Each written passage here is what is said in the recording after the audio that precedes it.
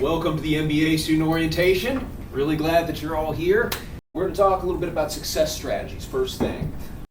There are different audiences really that we have in a typical classroom, and you'll probably find yourself in one or more of these categories, right? Some of you are graduate assistants and athletes, people who have recently graduated. You've got more recent academic experience but maybe less professional experience. We also have adult professionals in here, right? People who have been maybe away from school for a while. And it's sometimes seems a little intimidating coming back. You probably have more professional experience perhaps in that other group. And then we have people with all sorts of different personality types. There are some who maybe worked like crazy to get really good grades in school, and other people, sort of drifted through and did okay, and that kind of thing. The reason why I'm bringing up all these differences is because the advice that I'm going to share with you, I think, depends to some extent on what your personality is, what your experience is, where you are in life. And so I'm going to share a lot of stuff, and hopefully it's going to help you in certain ways. But there are some groups where maybe I would give different advice one to another. And so I'm going to give you a lot of advice, and some of it some of it's going to be different because it really kind of depends on who you are as far as what you need to hear. I will say what's cool about these different audiences is that there's an opportunity to learn from each other in some really important ways. Like, maybe you talk to some of these guys and it takes a little bit of the nerves off because it's like, hey, I can do this. And, they're a little more familiar with the more recent ways of what's been happening in colleges and so on. But what I also think is cool is you guys go into a room and then there's some experienced professionals who already have developed some expertise and maybe have worked in a business for a while. You talk to somebody like Rakisha, for example, who's been, doing banking for a long, long time, and she's got some stories to tell, and she's got some experiences to have. She's run a business, and she has answers. And so there are going to be some people in here who, they know a lot already, but they're here to learn more, to become even more expert at all of this stuff. So I think that tends to be a real complementary aspect as far as the program goes. Some of you may be athletes, some of you are graduate assistants. Be sure as you're going through this program that you're establishing your priorities here, right? I know for a lot of people who come into the MBA program, some of them are excited because it's like, wow, I have another year to play sport or something like that. Or maybe this is an opportunity for me to be an assistant coach and develop some experience and connect with some guys and do something I really love and do something really cool. And those are all great things. They're good reasons to be here. But you should also understand that University of St. Mary's policy is that, your education comes first, right? And that's where everything has to be put up front. If you can't make every single game, if you can't do every single activity, it can sometimes be frustrating. But I'm just telling you up front that that's the way it's set up, is that your school comes first. Now, if you need to make arrangements, like if there's a certain thing where you gotta work things out, come and talk to me about it. We'll figure it out. I'll tell you a little bit more about what some of our attendance policies are and how all that works out. But you need to, at this point in your life, you need to think about your career. You need to think about your future and how you're gonna make some money and get through life.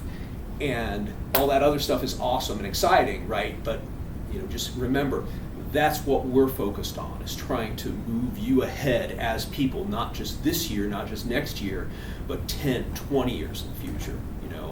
Who are we building as people for the future? I don't just want you to be successful for the next year or two at whatever you're interested in doing right now. I want you to build a serious career path for yourself so that when you actually get out there, that you're able to be successful and you're able to make this work. And that's where my primary concern is for you, is building a future for yourself. And so if there's anything you want to talk to me about as your academic advisor, any way I can help or support you in that, I'm happy to do that. But just keep in mind, the MBA program, this is number one as far as the school is concerned. And that's what's really important. All right. There are some differences between grad school and undergraduate programs. And some of it has to do with just that grad school is different, and some of it also has to do with the structure of this particular program. One thing that a lot of people find is different is the time commitment, right? You have a different structure of a program. We have 8-week classes, and we've got a lot going on in that period. Like if you've taken 16-week classes before, we're taking all that content and we're shoving it together in half the time. And that means it's quite a bit more intense. Besides the fact that it's also graduate school, graduate school is hard. If anybody told you anything different, they're either lying or they're not a very good university, right? I mean, like grad school is a challenge and you're going to do some advanced stuff and there's a whole lot to it.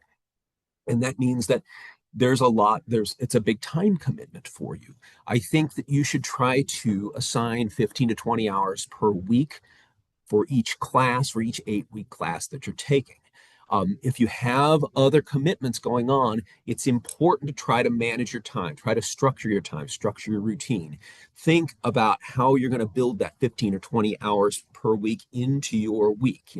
Where your free time, where's your gap? Now that may include like actual class time that you're in here, like the 4 hours or whatever you're here between 6 and 9:50 at night, right?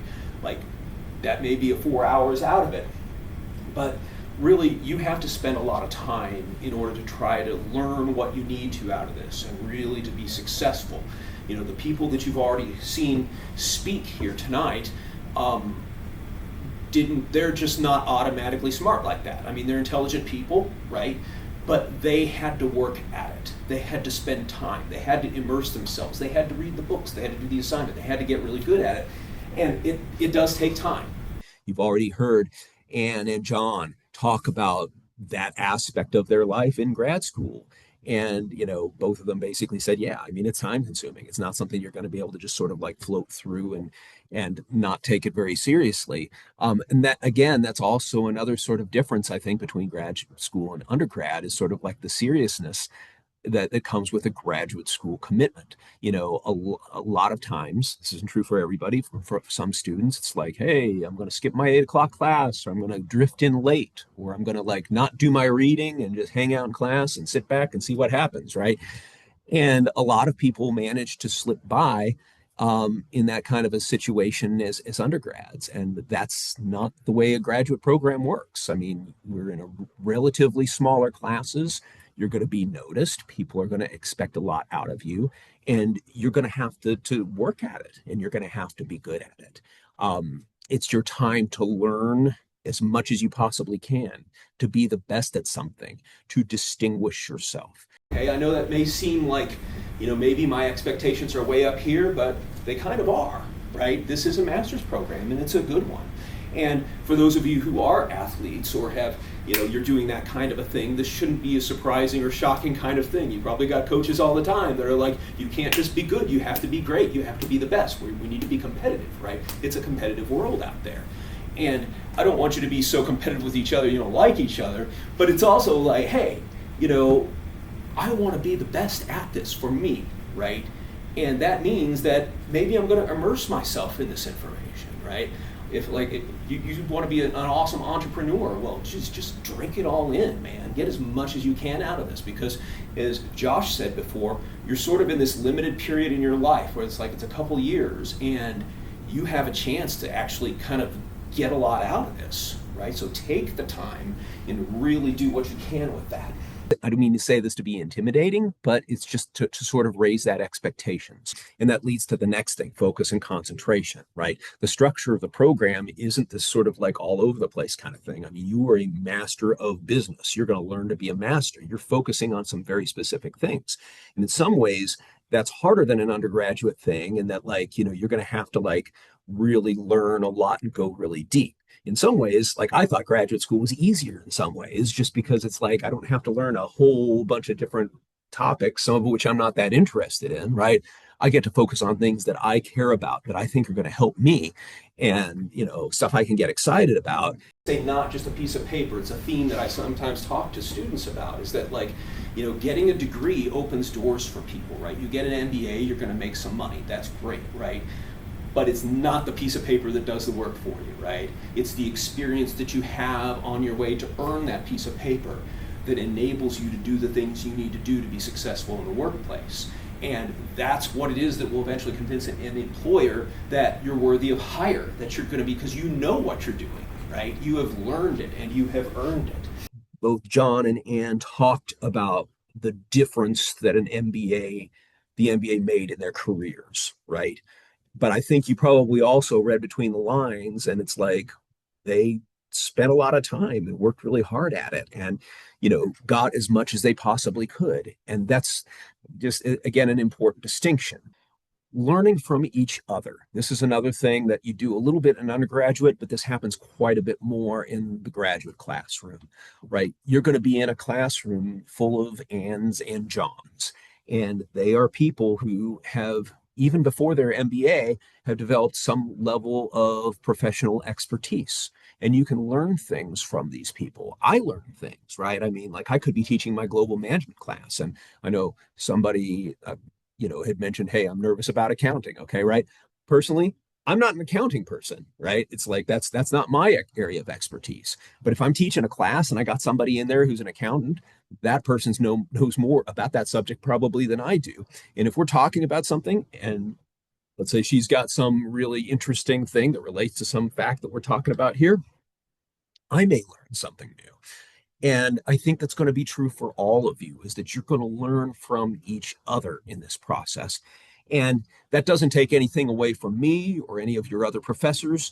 They are experts in their own area. You're going to learn a lot from them. But you're going to be sitting in a room full of people who have all sorts of different experiences and cool things to share. And hopefully you're going to be able to open up and listen, but also share your own experiences and have that be a really cool part of the learning process. And the final thing I'll say, as far as the differences go, is that, in the undergraduate classroom, a lot of times you're not thinking about this, but here, networking and relationships are really important. I think that one of the more important aspects of a master's program is getting to know other people who can help you, right? Let's say you're in a room with somebody like Rakesha, for example, right? She does business stuff. She does banking stuff, right? You want to do business stuff or banking stuff with somebody in the future? You know somebody now, right? You've got a friend. And so developing those relationships in that classroom is important. Because you are on your way to your next step. You're trying to find a career. You're trying to figure out what's your place in the world, right? And you could be sitting right next to somebody who might have a job opportunity for you at some point, or your professor, who very likely is going to be connected in the professional community, might know people or might have some information or some help. And so you need to stop thinking about instructors as just people who are going to share information with you, but think about them as mentors, as friends, as people who can help you get places and do things, people that you can have a continuing relationship with. I could go have a drink with this person and maybe they know somebody and maybe they can connect me and get me a job someplace. It's a more than just being a teacher, right? It's being a mentor. It's being somebody who can help you out. Think about these people, because every one of these professors are here because they want to be here, because they like to teach, because they care about you, right? So take advantage of that, man, because they love you guys. They want to see you succeed. I know some of you have LinkedIn accounts. If you don't, please put one together, okay? The reason why that's important, it may not be important today, but when you get done with your MBA, you're going to want a network of people to try to find jobs for you, to try to support you. And so if you haven't done it already, put together a LinkedIn account, make it look really sharp. You friend me, friend anybody you know, all your former professors, just anybody professionally you've ever worked with, and just try to build that network best you can. There's a lot of students who, when this program finishes, start asking me or other professors like, hey, I need a job. How can I do this, right? Or maybe I want a mentor. Maybe I want to talk to somebody, right? This is a way that I can connect you. This is a way I can help you find a job. Doesn't always work, right? But like somebody might say, hey, I'm looking for something in HR. I can throw something out there and see like whether or not anybody's hiring in HR. And maybe they are, maybe they aren't. Or let's say that you think, okay, I want to get into healthcare. It means that like if you're interested in healthcare management, maybe I will connect you to a healthcare management alumni who graduated from the MBA program, who'd like to sit down with you and have coffee or have a beer and talk to you about your career and try to help find a place for you to go. So those are the kinds of things that I can help you out with, not just as your academic advisor, but as a professor, as somebody who's involved in that business community. And then I can connect you guys through LinkedIn. So it's a really convenient way to try to advance your career. Um, there's all sorts of things you can use it for, but that's one of the things I use it for very commonly. If you friend me, I can also invite you to our MBA page. Okay, we have an MBA page on there, and that doesn't just connect you to me, but that will connect you to whatever other MBA alumni are part of that group. So that's another place where you can get in there and start asking questions and say, hey, I'm looking for a position in this. Do any of you guys know anything? Can any of you help me? And so it's a support network for you.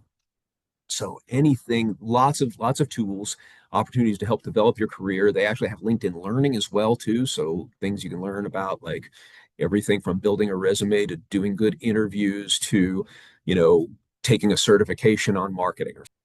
All right. So here's a few tips for success. You're about to start first class. What do you do? So here's a list, right? First of all, be sure to read the syllabus. Hopefully that's obvious. That's got all of the rules, all of the sort of, assignments, the deadlines. That stuff will all help you get oriented to what your class is about and what to do. Please look over that before the first night of class so that you know what it's about and you're prepared, right? Have your book, right? One of the hardest things is to start off a class and not have the materials you need. You'll be behind before you start. And in these accelerated 8-week courses, that's a hard thing to come back from if you start getting behind. Be prepared for class.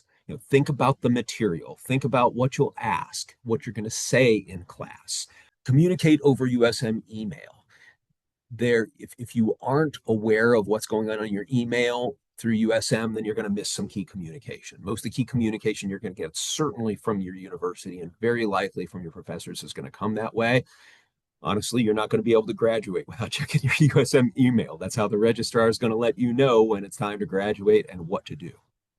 Um, Here's a few organizational suggestions. Set up separate folders for each course on your computer and save your syllabi.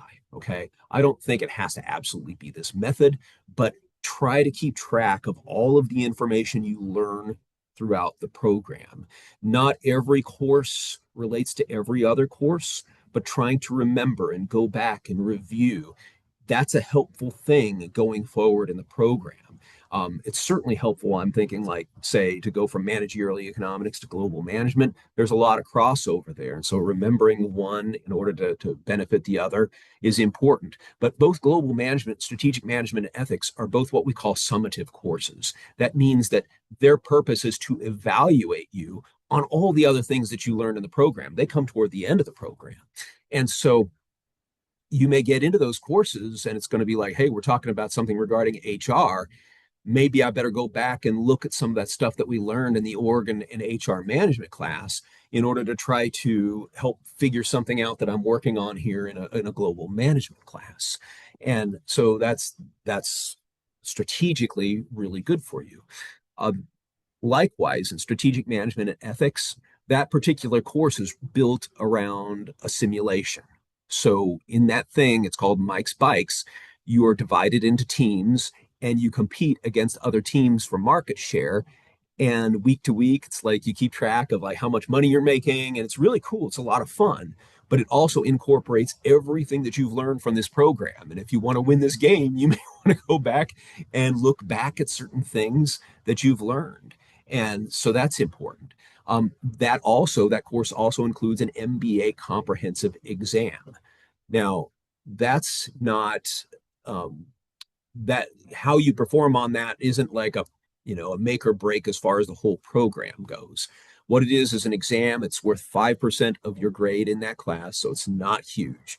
But its purpose really is to evaluate how well you did overall in the program compared to other people who take this comprehensive exam from across the country. And so really it's for our evaluation purposes more than it is for you and your success.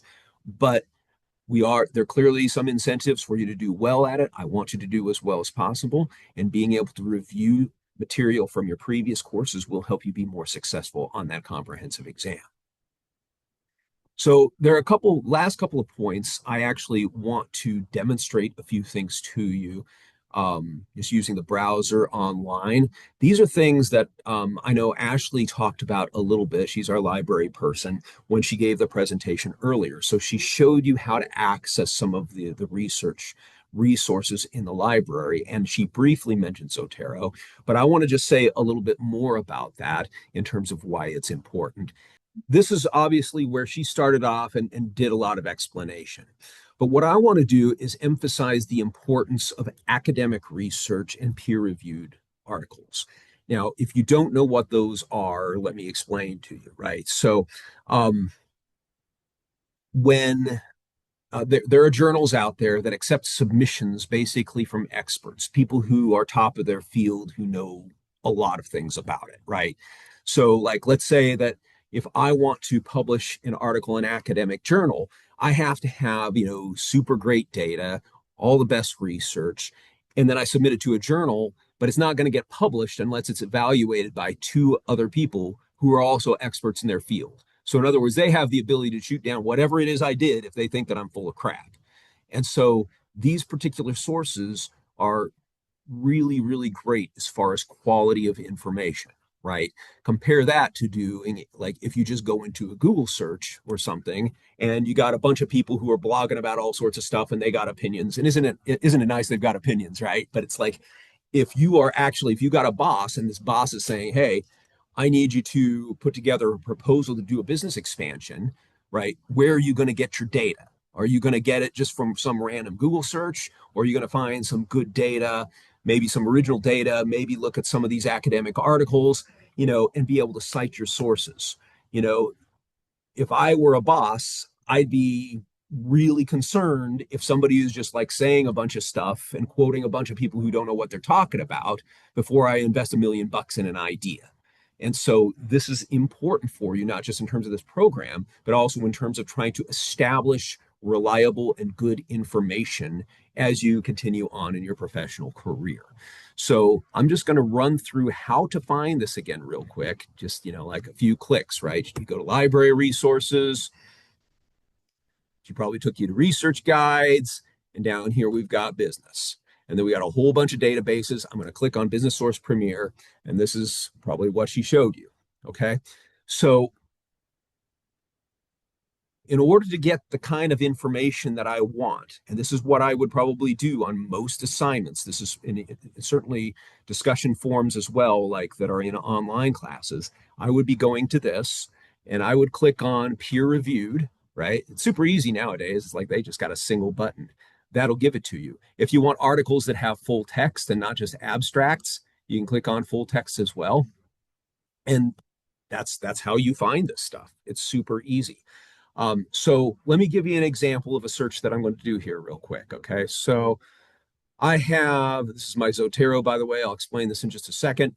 This is my marketing and innovation folder. I've published some academic articles on that subject matter.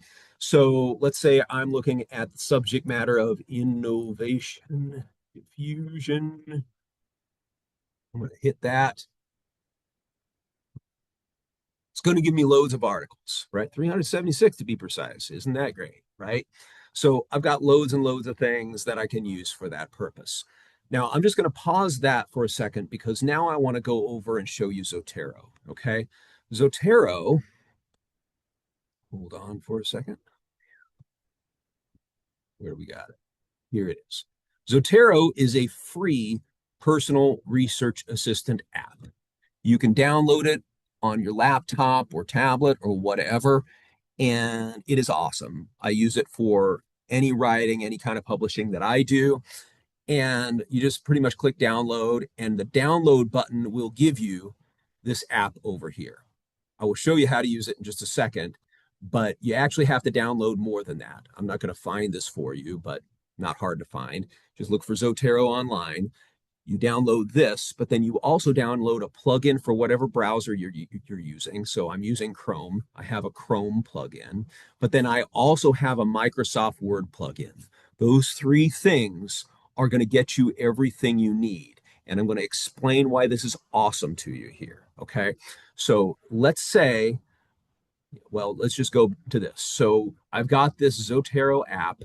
I have a library where I have just put in different folders on different research subjects, things that I publish. For you, it may be classes that you're taking or businesses you're interested in or whatever topics are important to you. You create your own folders over here on the side. And then what it does is it tracks any kind of articles, books, anything that you read that you think is relevant, and you can go back to it, right? So the middle column is sort of a list of whatever articles there are. The right column over here is all the specifications. So, like, here's one I downloaded last night. Okay. Journal article, it's got the title, it's got the authors, it's got the publication listed, page numbers, everything that I need is there. And anytime, if I want to go back and find that article again, I just double click this dude and it's just, it's going to pop up for me just like that. So I don't have to search for it again. I don't have to go back to Google and kind of guess at it. Like I've got it, right? It's here. So, for a minute. All right. I'm just going to reopen that dude. Come on, Mr. Zotero. No, don't do that. Here we go. All right. It's out of that dude. Okay. So how do I get articles into Zotero, right? That's where your Chrome plugin comes in or whatever browser you're using. So let's say I'm over here, my business source Premier. That's one of the articles I was looking at, right? Say I click on this thing. You'll notice there's this little button up here, right? This thing says save to Zotero, right? Push the button, go back to Zotero, and wow, there it is. Wong, Yu, and Lu. It's got all the information. So I've got it in there now. It's mine, right? I can get it anytime I want to. But that's not even the coolest part about this. Check this out. So I'm going to open up my Microsoft Word now. And let's pretend that I'm writing a discussion forum or a paper, research paper, whatever, right? I'm la-di-da, whatever, writing this stuff all down.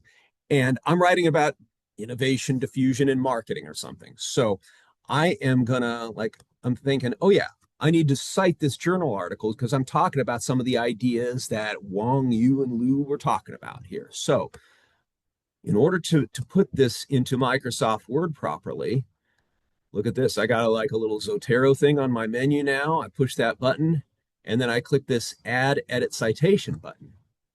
Well, before it imports the citation, it asks me what style I want. Isn't that nice, right? For the MBA program, APA is standard. So I'm going to click OK. And guess what? My whole paper is going to be APA now, automatically. Going to do it for me. I don't have to think about it, right? So let's see, what was it, Wu and Lu or somebody? So I type in Wu. Maybe I need to look at another one. Go Wu. What was it again? Oh, it's Wong, Yu, and Lu. That was it. Okay. Come back to Word.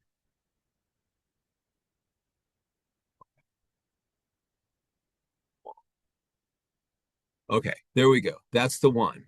Click it there. It's already got the year on it. If I have to add a page number or something, I can add a page number. That's cool. Let's see if there's any others I need to add. I don't know. Come back here. Maybe Rogers or something, right? That's one I did probably years ago. Rogers, diffusion of innovations. Okay, so here's a couple of articles. I just put enter, and now it has put those parenthetical notations right there, using the proper format. Everything's correct. Okay, I think that's cool. But let me show you something even cooler, right? Let's say I'm writing my references at the end, and I want to, now I got to type up a big bibliography, and that's a pain. And I hate doing it, right? Because it's boring and I can never remember my APA. So what do? I'm going to click Add Edit Bibliography, and whoa, like magic, dude. One button. That's it. right? All I have to do is enter in all my citations. It's going to go through my paper and fix a bibliography for me, right? Do you realize how much time I just saved you in showing you that trick, right? Hours and hours and hours and hours over the period of this program. Okay. It takes maybe 20 minutes to get the hang of this app, not long. And I show this is just like a little brief overview. It can do a lot of stuff. So I'm selling it to you because I think it's going to save your life in this program. I just really think it's cool like that. Um, a couple other things I got to say. It's a big caveat is that you can also import anything from Google or anything. Like it doesn't just not just library stuff. So if I'm here and I'm typing in, you know, I don't know, innovation diffusion and I don't know, here's National Institutes of Health. Okay. I can click on this thing, it'll still import it. Okay. Now, one problem is sometimes when you're doing it through Google, it doesn't import everything. This is a cloud-based thing. Now, I did a pretty good job. It got the last name, it picked up the year. Sometimes there are ones where, maybe you're like on USA Today or something, and it doesn't pick up the author or it doesn't pick up the date, right? But what's nice about that is that if you miss something, you can go in there and edit it yourself. You can add the year, you can add the author. And it's a few extra steps, but once it's in there, once it's in your database, everything just comes up really nice on Microsoft Word. Super easy. So I would recommend you do that. Okay. Now, a little bit of social advice. Okay. Um, as you go through this program, it's an intense period you're going to go through for a couple years. And so surviving it mentally means like relying on your personal social network. Get buy-in from your employer, from your family and friends, right? They're part of your journey.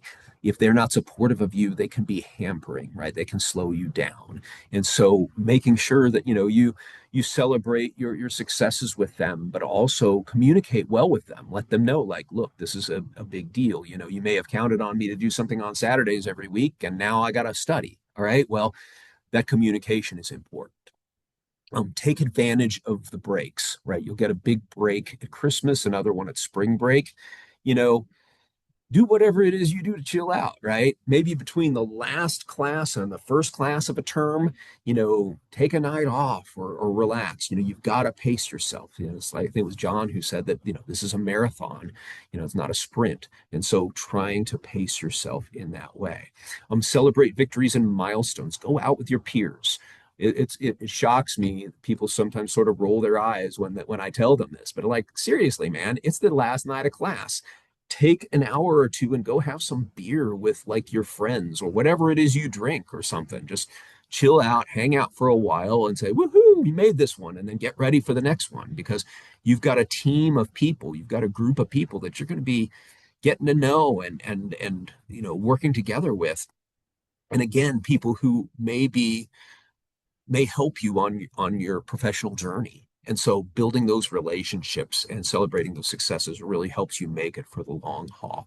Um, this is the next one is a big deal. Try not to take a class in the middle of major life events. What do I mean by major life events? I mean, I'm halfway through the MBA program and I decided to get engaged. And now I'm planning a wedding and there's a baby on the way. And there's like, I'm not joking. Like, I have dealt with people who are like that. And people who do that fail their classes.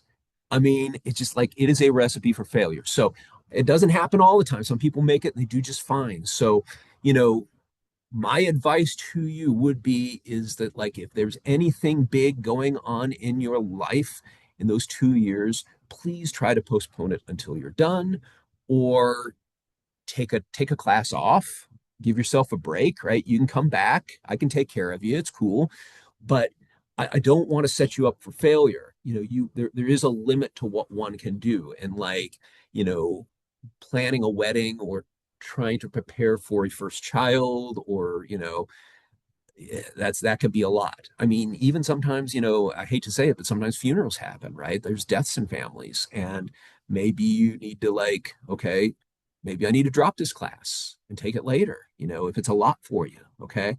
Like we're supportive of you. We're gonna support you on your journey, but I don't want you to short circuit your own journey, right?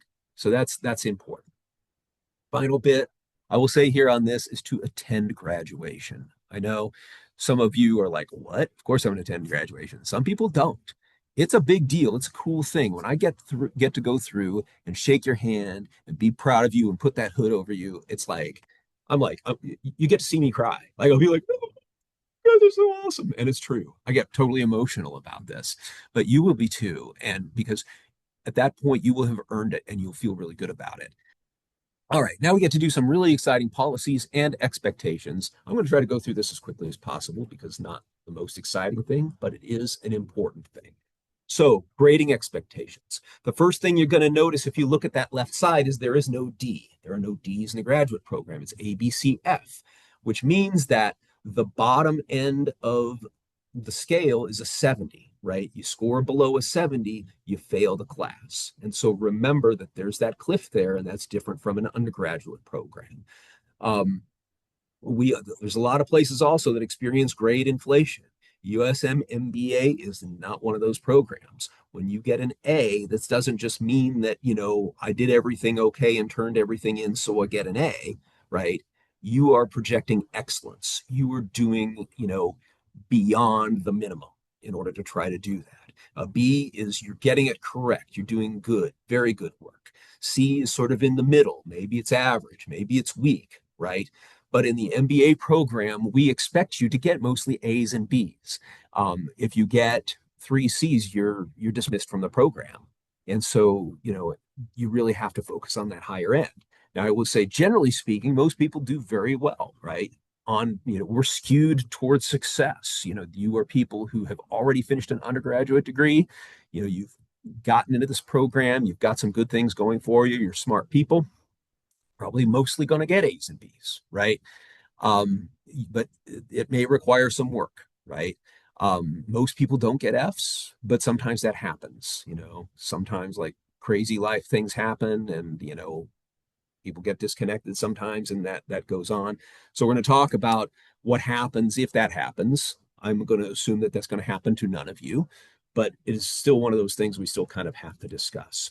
So in the MBA program, students have to maintain a 3.0 GPA. If it's below that, then you get 6 credits basically to try to bring it back up to that. Like I said, you get more than 2 C's, you're dismissed from the program. And if you get an F, then you're dismissed from the program. There is recourse to appeal to get back into the program, right? There is an opportunity for that to happen, which involves an evaluation process and all that. But, like I said, I don't want to go down that road right now. Just suffice it to say that that's what the rules are as far as being in good standing with the program. Attendance policy. This is specific to in-person attendance, right? If you're taking classes here at the Johnson County campus, right? Courses are going to meet for 4 hours for 8 weeks. That's going to be 6 to 9:50 p.m. We expect you to be prompt. We expect you to attend all of the classes. If you anticipate frequent absences, then maybe we need to say, let's not take a class now and you take it another term or something. We do expect you to be here. It's really important. On the online side, there are not synchronous meetings, meaning that there's not any specific time that you're meeting. Attendance is based on continued regular participation in online discussions, group work, completion of assignments, communication with instructors, right? And so the way that we determine attendance in this case is like, if you're not turning in your assignments and not talking to your instructor, then it's like, what, you've ghosted us, man. Like that's the equivalent of not going to class. So then your instructor would tell me if you're absent for more than 1 week, unless you have made arrangements to complete any kind of missing work. If you don't participate for more than 1 week without arrangements, it may lead to a no-show dismissal from the course, especially if that's in the first 2 weeks of the course. Students who miss more than 2 weeks of class, defined either as 2 full class sessions, this is for the in-person side, or an accumulation of more than 8 hours, will receive a 1-letter grade reduction reported in the final grade. So in other words, if you miss more than 2 classes or more than 8 hours, then that's going to drop you a grade, right? And in practice, that really means that you've missed more than 25% of the class, which is really hard to come back from anyway. If that happens, again, you and I really shouldn't be talking about grade reductions. We should be talking about like, maybe there's a better time for you to take this class when you can be there more often, right? Because you're not going to get anything out of it if you're not going to be there. Online classes, if you're inactive for more than 2 weeks, again, not communicating with the instructor, not turning in stuff, again, 1 letter grade reduction in that case. There are some video conferencing options, but they are not unlimited. So if you're in person, Zoom is not a substitute for being there. Part of this really comes from a post-COVID hangover. Like during the whole COVID thing, Zoom was what we had to have, but we also started learning the limitations of what that's like versus actually being in a classroom. And whereas it is good, it is not absolutely optimal for the educational experience. So we are always going to bias toward trying to have you in here if you are taking that kind of a course. Um, there may be some exceptions, like if you have to travel out of town or something like that, something happens. You should be contacting me, not your instructor, but I will make the arrangements for you and we can set up a video conferencing sort of thing. Like if you're legitimately out of town, I would much rather have you zooming in here than just not being here at all. That is a next best option, but it's also not an unlimited option. Based on the policy that we've established, you can't do that more than twice during a term. And if it seems like it's going to be more than twice, then again, we should probably talk about rescheduling another time when you can take the course. The other time in which we may use Zoom is like if there's inclement weather. So horrible blizzard, and we may make a call to say, okay, we're going to do Zoom this time. So that's in-person video conferencing. If you are primarily an online student, there may be opportunities for you to attend live Zoom sessions if they are available and if you want to. It doesn't happen all the time, but sometimes it does. For example, I taught global management class 2 sections, one in person and one online. I told my online students that, like, yeah, I'll Zoom you in if you'd rather just be part of this class instead of doing a bunch of discussion forums, just we'll Zoom you in. So I had, some dude from Atlanta, like Zooming into the class every week. And he's awesome. And it was great. It was a good experience for him. Right. So that's something we can discuss if it's something that's available. Not always available, but that's, like I said, not as good as being live in person, but you can still get a lot out of that experience. So those are video conferencing options. A couple other things on attendance and punctuality. There is a 10% per day late policy for turning in assignments late. So you want to be very punctual about that. Their instructors can sometimes make exceptions, like if there's something happens in your life and you absolutely have to turn it in another date, talk to them. They may be able to negotiate another time and, choose a different due date, in which case, if you're late for that, then the late penalties kick in. But, it's really important to try to maintain an on-time thing in terms of turning in your assignments. When we've got these accelerated 8-week courses, like I said before, if you get behind, it is really hard to get caught up again. And so that incentive is in there really to kind of keep you on track. That's the important thing. The other thing is being on time and attending class is not just important to the educational experience, it's a signifier of your respect for the instructor, the class, your peers. And so, just like I said, this isn't like an undergraduate thing where you're supposed to drift in late or whatever, right? We want you to be here. We want you to get as much as you can out of this experience. Okay. Few things also, if you should have to withdraw from a class. You definitely want to communicate with me. I'm going to keep track of, whenever it is that you indicate you want to drop that. I will get that to the registrar as soon as possible. The grade, there could be W, WP, or WF, depending on the date and your performance. So like if you withdraw before the end of week 4, then you would get a W on your transcript. All that means is like, I took a course, couldn't finish it. It doesn't affect your GPA. It's just, and it goes away when you retake the course. If it's after week 4, then you'll be designated either WP or WF. WP means you're passing the course, which again doesn't affect your GPA. WF is the same as an F. And so if you withdraw and you're failing, then you would also get dismissed from the program. If you need to withdraw and you're concerned about the finance aspect of it, if you withdraw within the first week, you get 100% of your money back. If it's the second week, it's 50%, and there's no refund after the second week. We're going to talk about academic integrity, and there's two major aspects. One of them is about plagiarism, and the other one is about AI, which has some elements of academic integrity, but it also is kind of a cool tool. And so let's talk about the do's and don'ts of that also. So, starting with academic integrity, right? We expect our students to maintain the highest ethical standards. Like we've talked a lot about this, right? You should give as much as you can to this program for the time that you're here. You should be devoted to an ethical code in your studies, but also as a commitment toward your professional future. It's like there are people out there who do bad things or even just plagiarize, and that's a whole different level, right? But we are trying to develop ethical leaders. And this is true. Through your class, you're going to learn information that's going to make you more powerful. It's like use your powers for good, man. That's what we want you to do. And we want you to be the best version of yourself. So it's very, very important that, we teach you well ethically, but also that you perform well ethically throughout the program in terms of being the best version of yourself. Plagiarism. I bring this up because this is something that still happens a lot, really commonly. And, it's pretty easy for us to detect.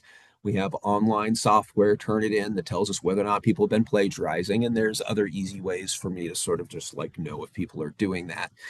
What that is basically copying somebody else's words, art, data, ideas, and passing them off as your own. There are lots of examples of plagiarism. You can look at those bullet points there and see what those are.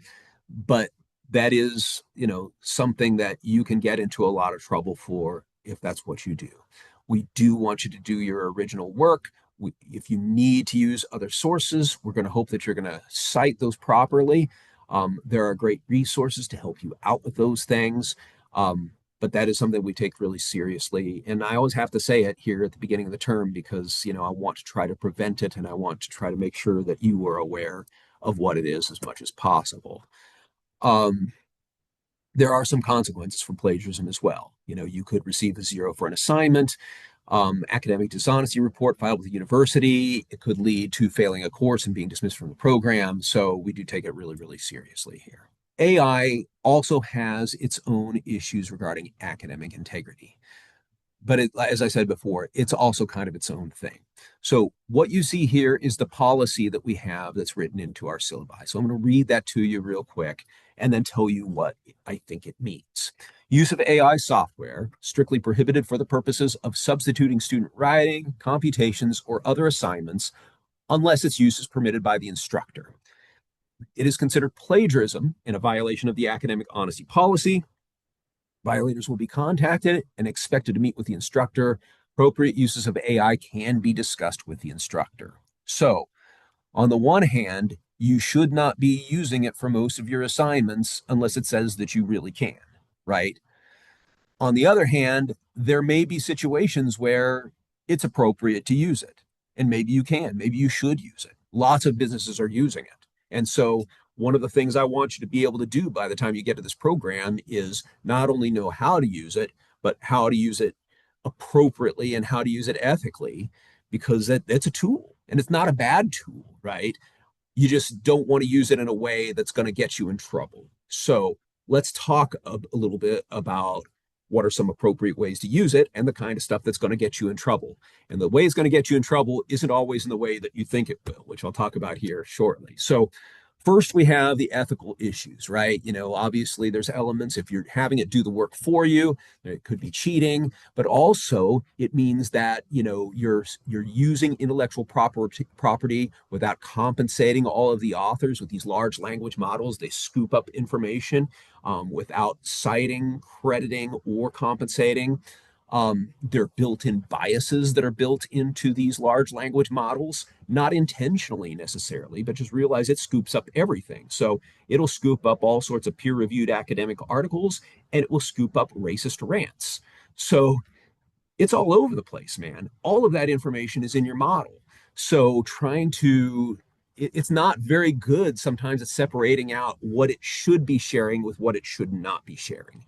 I assume it's going to get better in the future. Technology does experience improvements over time, but right now, that's kind of a huge problem, is trying to figure out, what is good versus what is not good about what it's sharing, what's right, what's wrong.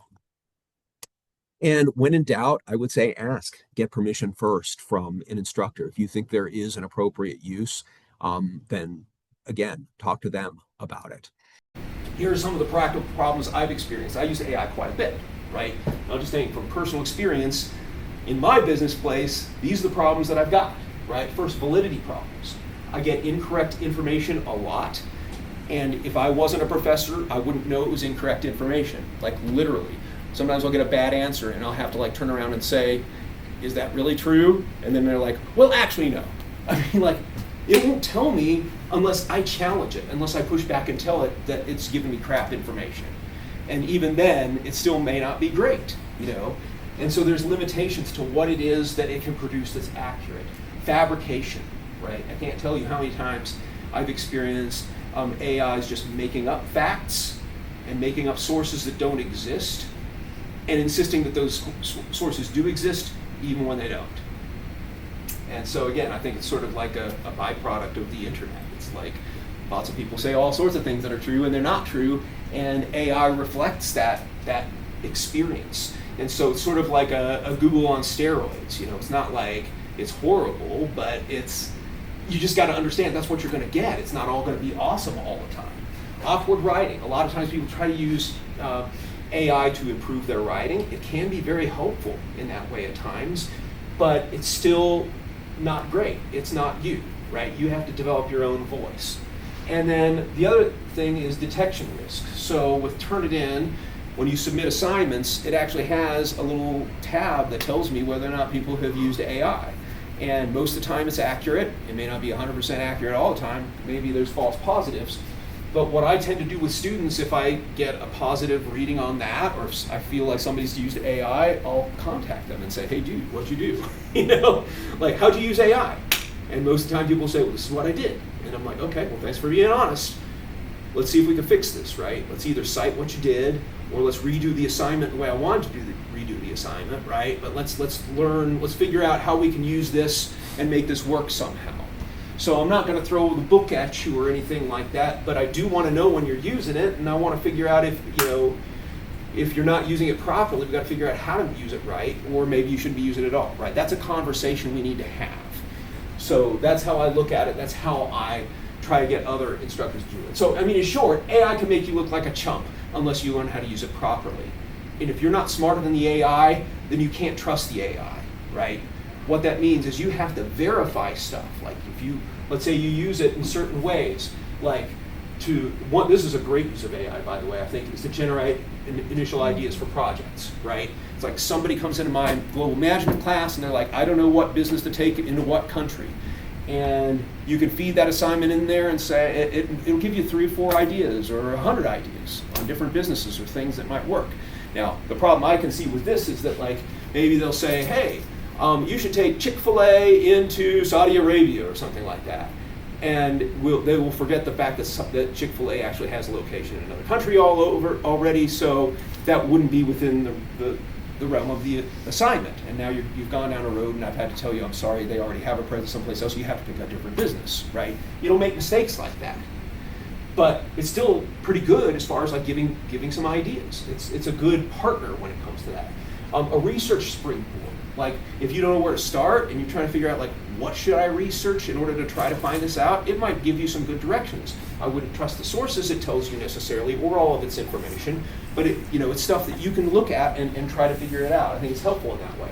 Style recommendations. I do think sometimes it is helpful as far as trying to coach people on improving their writing in certain ways. But I would not just blindly accept their commands and say just accept. It ends up being a mess. Also, directed assignments. Instructors may direct you to use it properly.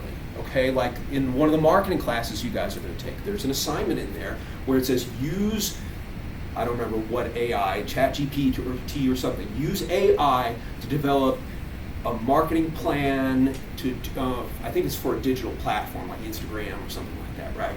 And come up with some posts and see what it comes up with. And then what I want you to do is deconstruct that. Like, how well did AI do for you? What was its problems? How did you use it? How was it helpful? How was it not helpful?